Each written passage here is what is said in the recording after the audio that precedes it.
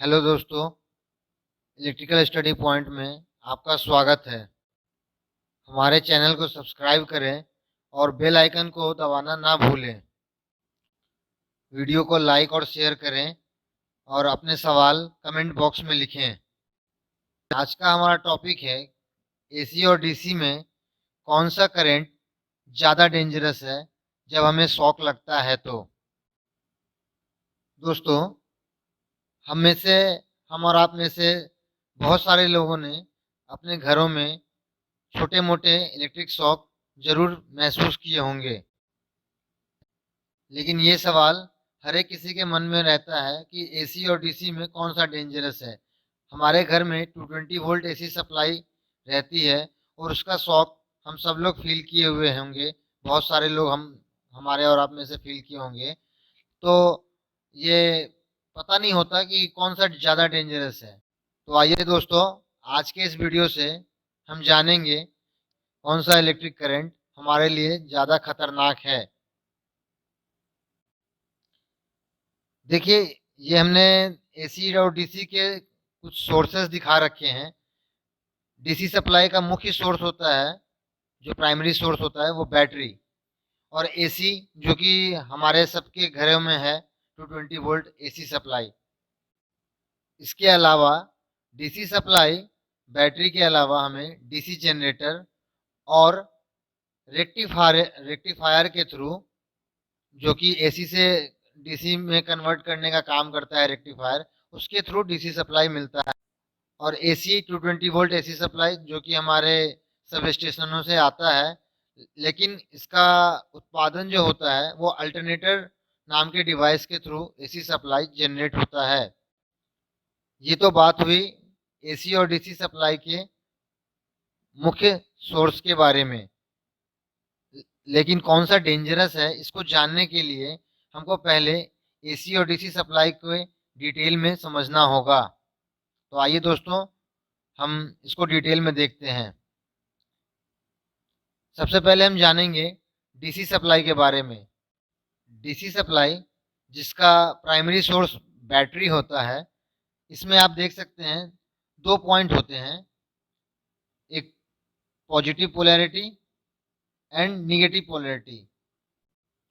ये positive negative polarity, इसके दो सप्लाई लाइन होते हैं जिनके कनेक्शन करके हम किसी भी डिवाइस को रन करा सकते हैं। ये याद रखिएगा दोस्तों, डीसी में दो पोलैरिटी होता है, पॉजिटिव एंड निगेटिव, जो कि एग्जाम में भी पूछे जाते हैं। तो आइए दोस्तों, डीसी करंट एक्चुअली होता क्या है, उसको समझने के लिए हम इस एग्जाम्पल को सब उससे पहले समझेंगे। यह एक वाटर टैंक है जिसके द्वारा एक होज पाइप कनेक्टेड है। वाटर टैंक का यह पानी अपने होज के द्वारा एक ही डायरेक्शन में फ्लो होगा। ठीक जैसे टैंक से पानी अपने होज जो कनेक्टेड है उसमें ही एक ही निश्चित पाथ में फ्लो होता है, बहता है, ठीक इसी प्रकार से डीसी करंट का भी प्रवाह होता है। तो इस एग्जाम्पल के द्वारा हम डीसी की डिफिनेशन कुछ इस प्रकार कह सकते हैं कि डीसी इज वन डायरेक्शनल और uni directional flow of electric charge. DC जो है एक ही दिशा में फ्लो होता है। ये इसके सर्किट डायग्राम से देखिए, बैटरी जिसका सिंबल कुछ इस प्रकार होता है, इसमें दो पोलैरिटी होती है जैसा हमने बताया, पॉजिटिव निगेटिव। यह कनेक्टेड है एक लोड से, तो इसमें जो करंट फ्लो हो रहा है पॉजिटिव टू निगेटिव एक ही डायरेक्शन में यह करंट फ्लो होता है, डीसी करंट। डीसी करंट की एक और प्रॉपर्टी होती है कि इसमें मैग्नीट्यूड जो होता है कांस्टेंट मैग्नीट्यूड होता है, एंड डायरेक्शन भी एक निश्चित डायरेक्शन में होता है। तो इसका कुछ वेव फॉर्म जो होगा इस प्रकार से एक स्ट्रेट लाइन होगा। ऐसा इसलिए, ये स्ट्रेट लाइन इसलिए होगा क्योंकि डीसी करंट में कोई फ्रीक्वेंसी नहीं होती है, फ्रीक्वेंसी जीरो होता है। इसलिए डीसी करंट का करंट वर्सेस टाइम ग्राफ हमेशा स्ट्रेट लाइन होगा। हम इस फिगर और वाटर टैंक वाले एग्जांपल से यह कह सकते हैं कि डीसी करंट में जो फ्लो होता है वो high electron density to low electron density होता है। तो ये तो हुई डीसी करंट की बात। अब हम डिस्कस करेंगे एसी करंट को। एसी करंट जो 220 वोल्ट सप्लाई हमें घरों में देखने को मिलता है। घरों में कुछ इस प्रकार से सॉकेट लगे रहते हैं। तो जैसे डीसी में हमने देखा दो पोलैरिटी होती है, पॉजिटिव एंड निगेटिव, ठीक इसी प्रकार एसी सप्लाई में पॉजिटिव निगेटिव नहीं होता। एसी सप्लाई में लाइव जो आप देख रहे हैं लिखा हुआ है इस केबल में, live that is phase wire and neutral wire, दो वायर होते हैं mainly, phase and neutral. Earthing wire जो आप देख रहे हैं वो एज पर इक्विपमेंट के जरूरत के हिसाब से होता है। तो ये एक बेसिक डिफरेंस है। डीसी में दो पोलैरिटी होती है, पॉजिटिव निगेटिव, बट एसी में फेज और न्यूट्रल होता है। इंटरव्यू में आपसे ऐसा छोटा ऑब्जेक्टिव क्वेश्चन के तौर पे बेसिक क्वेश्चन पूछा जा सकता है कि एसी में फेज होता है, डीसी में पॉजिटिव निगेटिव क्यों होता है। या फिर इंटरव्यूअर आपको कंफ्यूज करने के लिए ऐसा पूछ सकता है कि डीसी में फेज होता है या नहीं। तो एसी करंट बेसिकली होता क्या है, इस फिगर को देखिए। यानी कि AC current flow of describe the flow of charge which changes direction periodically. आप यहाँ देख रहे हैं करंट का जो फ्लो हो रहा है वो पॉजिटिव डायरेक्शन से भी एक एरो मार्क दे रखा है, निगेटिव से भी दे रखा है, बट निगेटिव से जो दे रखा है वो डॉटेड है, मतलब दोनों डायरेक्शन में एसी करंट फ्लो करता है। तो इसका जो वेव फॉर्म होगा कुछ इस प्रकार से होगा। बट एसी करंट का वेव फॉर्म डिफरेंट टाइप्स के होते हैं, like sine wave, triangular wave and square wave. लेकिन हमारे घर में जो 220 वोल्ट इलेक्ट्रिकल एसी सप्लाई रहता है उसका वेव फॉर्म हमेशा साइन वेव ही होता है। अब आप ध्यान से इस साइन वेव को देखिए जो कि एक पॉजिटिव साइकिल से निगेटिव साइकिल तक एक साइकिल पूरा कंप्लीट कर रहा है। इसमें आप देखिए पॉजिटिव साइकिल में जो इलेक्ट्रॉन की मूवमेंट है वो लेफ्ट टू राइट है, टुवर्ड्स, यानी कि करंट जो फ्लो कर रहा है इसमें लेफ्ट टू राइट डायरेक्शन में फ्लो हो रहा है। बट जो निगेटिव साइकिल है, ऊपर वाला पॉजिटिव साइकिल है और नीचे वाला निगेटिव साइकिल है। नीचे वाले निगेटिव साइकिल में आप देख सकते हैं कि ये कैसे राइट टू लेफ्ट इलेक्ट्रॉन का मूवमेंट हो रहा है। यानी कि एसी करंट दोनों डायरेक्शन में, positive to negative and negative to positive, both direction में फ्लो हो सकता है। तो एसी करंट अपने डायरेक्शन को चेंज करता है periodically as per requirement, time to time. क्योंकि चूंकि ये इलेक्ट्रॉन का मूवमेंट जो फ्लो ऑफ चार्ज है, इलेक्ट्रॉन का मूवमेंट है, वो पीरियडिकली चेंज होता है after every cycle of positive to negative. तो इसीलिए जो वोल्टेज का जो लेवल होता है वो भी इसी प्रकार और करंट रिवर्स होता है। तो हम इस साइन वेव कर्व के द्वारा यह कह सकते हैं कि AC current changes it's polarity and magnitude periodically and continuously with respect to time। अब इस एसी वेव फॉर्म के हम कैरेक्टरिस्टिक के बारे में जानेंगे कि ये क्या, इसमें क्या क्या फीचर्स होते हैं, क्या क्या कैरेक्टरिस्टिक है एसी वेव फॉर्म के। तो एसी वेव फॉर्म में आप देख रहे हैं कि जो साइकिल जो मूवमेंट है पॉजिटिव टू निगेटिव, वो जो positive to negative cycle form होने में जो समय लगता है उसको हम टाइम पीरियड कहते हैं।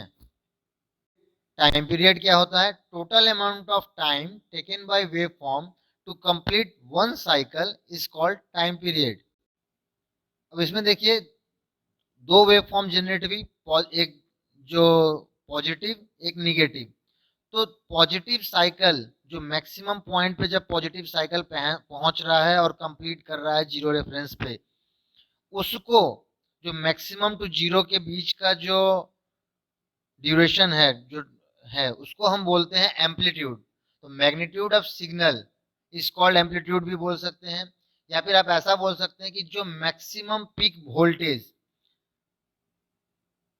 During the positive cycle that is called either amplitude और पीक वोल्टेज। सिमिलरली जो निगेटिव साइकिल है, तो negative to positive cycle of magnitude of signal is known as peak to peak amplitude or voltage peak to peak. अब इसमें ये जो time period है, इसमें एसी में हमने बोला फ्रीक्वेंसी होती है, तो फ्रीक्वेंसी क्या होता है? अब फ्रीक्वेंसी होता है, frequency number of times the waveform repeat in 1 second is called frequency. इस साइकिल में फ्रीक्वेंसी जो होता है लगभग 1 सेकेंड में 50 साइकिल फ्लो करता है। इसीलिए हम कह सकते हैं जो एसी की जो फ्रीक्वेंसी होती है हम कहते हैं 50 हर्ट्ज कहते हैं। इस एसी वेवफॉर्म कैरेक्टरिस्टिक से हमें 3 चीजें देखने को मिली: amplitude, time period, peak to peak amplitude and frequency. Now we will discuss AC and DC waveform. एक ही ग्राफ पर हम AC और DC दोनों वेवफॉर्म को प्लॉट किए हैं।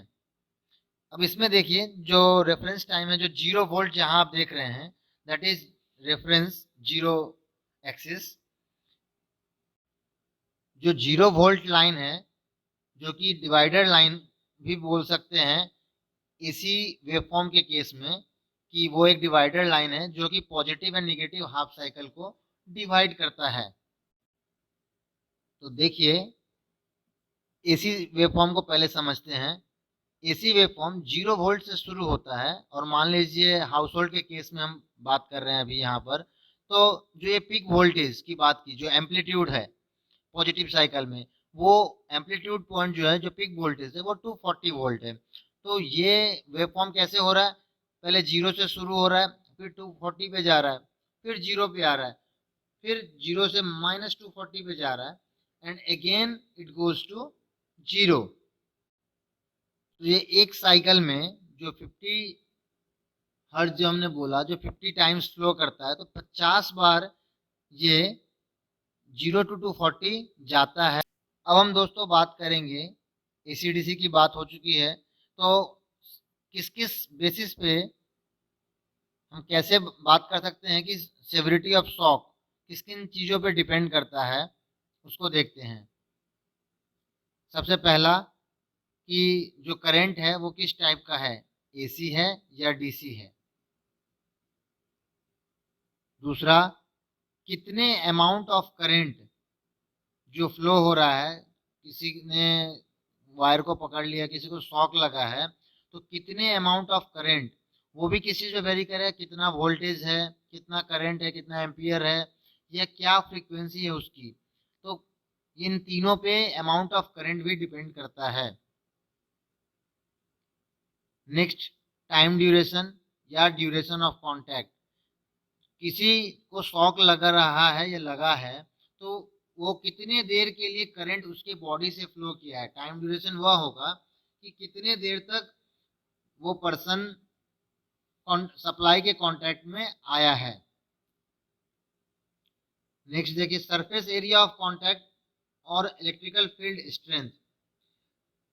जो करंट की जो इंटेंसिटी थी, जो फील्ड स्ट्रेंथ कहलाती है, वो कितनी थी, उस पर भी शॉक डिपेंड करेगा। नेक्स्ट जो है, the path away of the electricity takes through the body. Current जो फ्लो हुआ है शरीर से, वो कैसे हुआ है, ear to ear, hand to leg, right hand to right leg या right hand to left leg, इस पे भी शॉक डिपेंड करता है। एंड लास्ट, कि जो व्यक्ति है, ओवरऑल हेल्थ ऑफ पर्सन, जो जिसको शॉक लगा है वो कितना हेल्दी पर्सन है, उस पे भी उसकी सिविरिटी डिपेंड करती है। तो इन सभी फैक्टर पे शॉक की सिविरिटी डिपेंड करती है। अब ये एक एसी सप्लाई और डीसी सप्लाई का एग्जांपल है थ्रू कैपेसिटर। कैपेसिटर के केस में ऐसा क्या होता है कि डीसी करंट फ्लो नहीं करता और एसी करंट फ्लो करता है। इस फिगर से आप देख सकते हैं कि एसी करंट कैपेसिटर से इजीली फ्लो कर जाता है, बट डीसी करंट नहीं फ्लो करता है। बट ये जो हम कह रहे हैं कि एसी करंट इजीली पास होता है, बट डीसी करंट ऐसा नहीं कि पास नहीं होता है, बट एक ह्यूज अमाउंट ऑफ करंट के बाद डीसी करंट कैपेसिटर के थ्रू फ्लो होता है। ये आगे आपको पता चलेगा कि कैसे काम में आता है। दोस्तों, ये देखिए, ये जो इस इमेज को ध्यान से देखिए, ऐसा माना गया है कि मानव शरीर की संरचना जो हुई है, द ह्यूमन बॉडी जो है, जो कि रेजिस्टेंस और कैपेसिटेंस से मिलकर बना हुआ है। आप सोच रहे होंगे कि कैसे रेजिस्टेंस एंड कैपेसिटेंस? तो हमारी स्किन जो होती है, टिश्यू एंड इंटरनल ऑर्गन और मसल्स, ये सभी रेजिस्टेंस और कैपेसिटर का ही काम करते हैं। जिसमें स्किन जो होता है, एक मेजर पार्ट ऑफ रेजिस्टेंस कहलाता है। तो ह्यूमन बॉडी जो रेजिस्टेंस एंड कैपेसिटर से बना है, अर्थात tissue, cells, skin and heart, इन सभी का जो कॉम्बिनेशन हमारे शरीर में होता है, कुछ इस तरह से होता है कि like resistance and capacitor connected in both series and parallel, all these organ are connected like that, and resistance and capacitance is known as impedance. इस चार्ट में यह बताया गया है कि कैसे मैन और वुमेन के को डीसी करंट जो फ्लो होता है और एसी करंट जो 60 हर्ट्ज पे यदि फ्लो होता है, तो कितना करंट पे क्या इफेक्ट बॉडी पे आएगा। आप देख रहे हैं 1 मिली एम्पियर जो डीसी करंट फ्लो होगी किसी मैन के बॉडी से, तो सिंपल एक स्लाइट सेंसेशन होगा। लेकिन 0.4 मिली एम्पियर की करंट से ही एसी के केस में सेंसेशन होने लगेगा। लेकिन similarly 5.2 milli ampere current DC flow होगा, तो सिर्फ और सिर्फ हल्का थ्रेशोल्ड ऑफ बैडली परसेप्शन, आपको एक दर्द सी महसूस होगी। लेकिन एसी में 1.1 मिली एम्पियर करंट में ही आपको ये फीलिंग्स आ जाएगा। यानी कि इस चार्ट में आप अच्छे से रीड करेंगे तो आप देख सकते हैं कि आफ्टर ऑल मैंने एसी एंड डीसी में कौन सा डेंजरस है, तो AC is more dangerous than DC, especially of 5 times. 1.1 milli ampere AC के बाद देखिए 9 मिली एम्पियर में ही मसल के कॉन्ट्रैक्शन होने लगते हैं, मसल टूटने लगते हैं, आप उस पेन को बर्दाश्त नहीं कर सकते हैं। वहीं डीसी में 62 मिली एम्पियर तक है मैन के केस में। ये जो भी करंट दिया हुआ है, ये वेरी करता है कि आपकी बॉडी का स्किन जो है उस वक्त कितना ड्राई है, वेट है, गीला है या क्या है।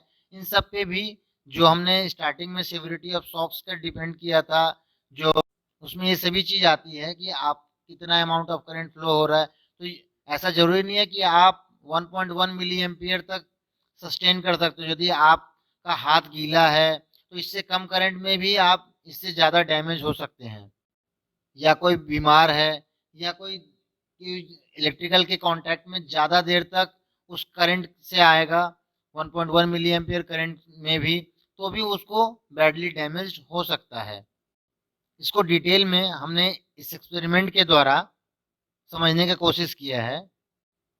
इस एक्सपेरिमेंट से ये बताया गया है कि हमने दो एल्युमिनियम प्लेट लिए, जिसमें कि पॉजिटिव एंड निगेटिव दो एसी सप्लाई, इसमें एक एसी सप्लाई दो एल्युमिनियम प्लेट में दिया गया, जिसमें एक पॉजिटिव एक निगेटिव है। जब हमने ये एसी सप्लाई दिया, ध्यान रखिएगा कि 220 वोल्ट डायरेक्ट सप्लाई नहीं देना है। और ये एक्सपेरिमेंट, इस तरह का एक्सपेरिमेंट तो आप ना ही करें तो अच्छा है, इसके लिए बहुत एक्सपर्टाइजेशन की ज़रूरत होती है। तो डायरेक्ट 220 वोल्ट एसी सप्लाई नहीं देना है, वेरिएबल एसी सप्लाई देना है, और उसको कंट्रोलेबल कंट्रोलेबल में वे में, जिसको आप कंट्रोल कर सकें। तो इस एक्सपेरिमेंट के द्वारा देखा गया कि 6 मिली एम्पियर और 14 वोल्ट की सप्लाई तक आप एक ह्यूमन बॉडी सस्टेन नहीं कर पा रहा है, बहुत मुश्किल से इस पर सस्टेन कर रहा है, इसी पे उनको पेन फील होने लगता है। आपने उस चार्ट से आप देख सकते हैं कि इससे ज़्यादा एसी सप्लाई को झेलना एक ह्यूमन बीइंग के लिए मुश्किल पड़ता है। सिमिलरली सेम एक्सपेरिमेंट जब डीसी सप्लाई में किया गया, तो 45 volt and 20 milli ampere current तक मैक्सिमम एक ह्यूमन बॉडी इसको झेल सकता है। आशा करता हूँ आपको ये वीडियो पसंद आया होगा। हमारी ऐसे और भी इंटरेस्टिंग वीडियो के लिए हमारे चैनल को सब्सक्राइब करें और वीडियो को ज़्यादा से ज़्यादा शेयर करें और लाइक करें। Thank you. धन्यवाद।